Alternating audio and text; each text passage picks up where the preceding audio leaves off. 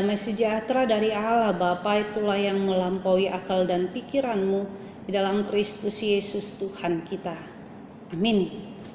Saudara kita yang dikasihi dalam nama Yesus Kristus, renungan kita hari ini tertulis dalam Yesaya pasal 44 ayat 10.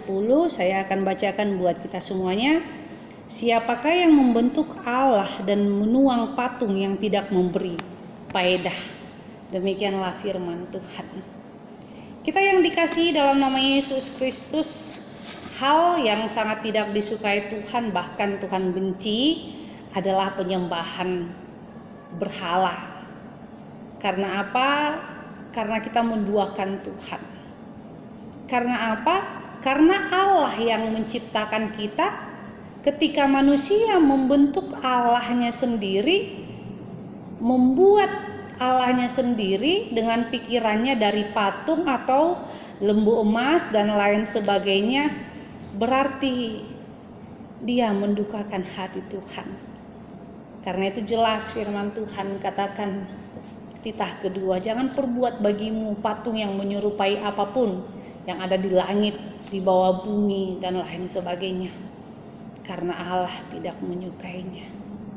Karena itu, buat apa manusia itu membuat patung untuk dia sembah?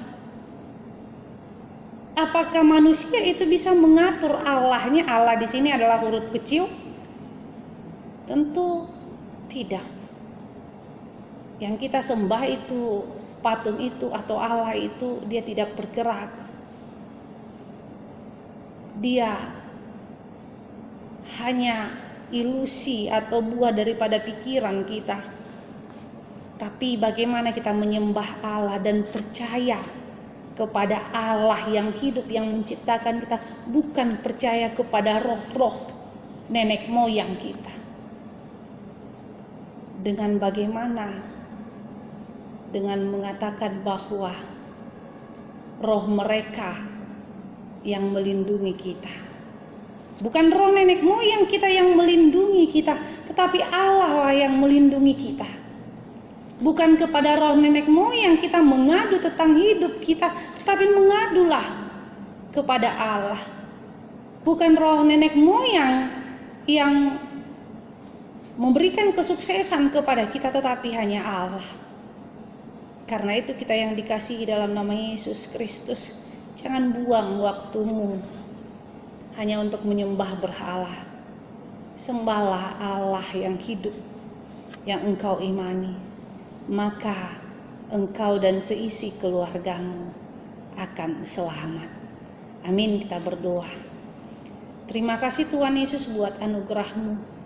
Biarlah semakin hari bertambah iman kami untuk menyembah-Mu. Dalam nama Yesus Kristus kami berdoa padamu. Amin. Anugerah Tuhan kita Yesus Kristus dan kasih Allah dan persekutuan Roh Kudus itulah yang menyertai-Mu. Amin.